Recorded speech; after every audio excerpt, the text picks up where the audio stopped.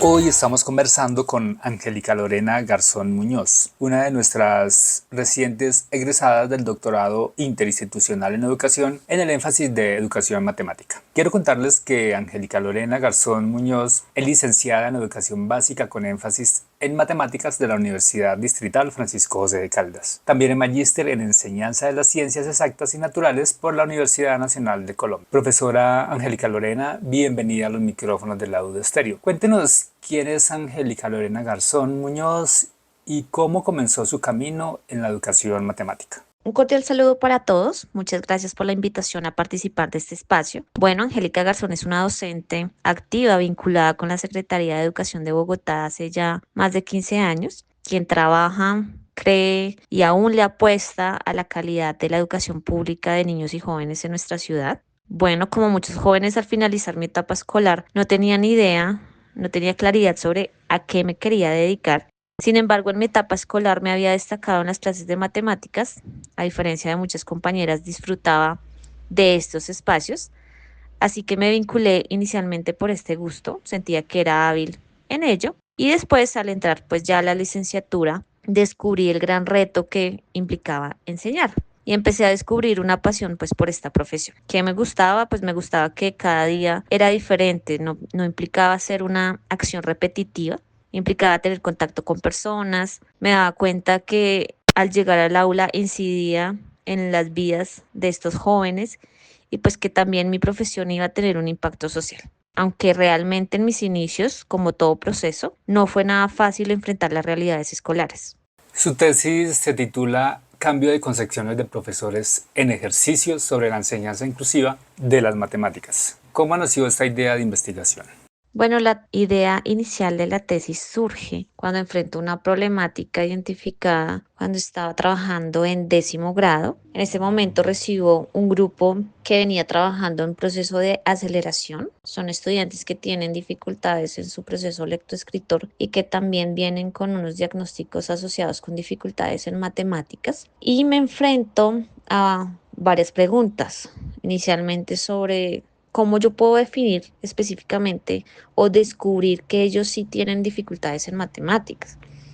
El diagnóstico que les hicieron es suficiente. Bajo ese resultado yo puedo definir ellos qué deben aprender de matemáticas, qué han aprendido en el transcurso de sus 4 o 5 años en su etapa escolar. Es necesario que todavía sigan trabajando aritmética, cuando en este grado se debe trabajar trigonometría, qué han aprendido. Entonces empiezo a enfrentar estos retos preguntándome muchas cosas sobre qué debo hacer para que ellos puedan avanzar, si es necesario devolverme en temas, si es necesario avanzar, y me pregunto sobre yo cómo construyo mi aula de matemáticas inclusiva. Entonces, inicialmente surge desde una problemática específica, pero empiezo a preguntarme, bueno, ¿cuál es mi concepción sobre esta enseñanza inclusiva de las matemáticas y cuáles serían esas concepciones que tienen los docentes acerca de la enseñanza inclusiva de las matemáticas, ya que identifico que sí incide en su desarrollo? ¿Cuál fue el principal problema o vacío que usted quiso atender con su trabajo? ¿Qué nos puede contar de los objetivos y la metodología?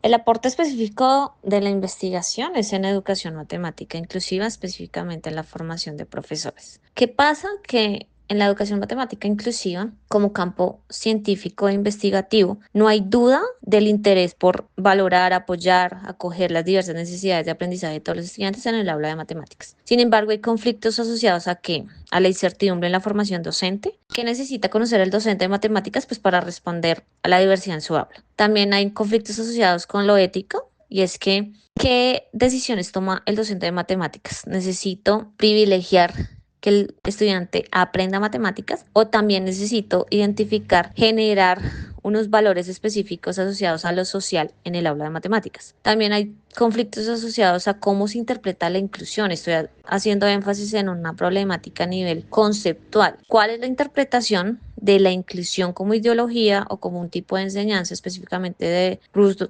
2019? ¿Qué es lo que el docente privilegia o cómo está interpretando la inclusión? Entonces, efectivamente, la formación docente en educación matemática inclusiva ha avanzado a nivel teórico. Sin embargo, ¿qué pasa en el aula, cuáles son las estrategias, si se están implementando, bajo qué criterios. Entonces, se identifica pues que falta conocimiento para poder generar aulas de matemáticas inclusivas. Entonces, para ello yo genero un curso inicialmente de formación para poder dar respuesta a las dos preguntas de investigación, que son caracterizar los cambios de concepciones de profesores en ejercicio en torno a la enseñanza inclusiva de las matemáticas al participar de un espacio de formación continuada. Y pues el segundo objetivo era identificar cuáles son los aspectos asociados a ese curso que implementé que incidieron para generar cambios de concepciones en los profesores.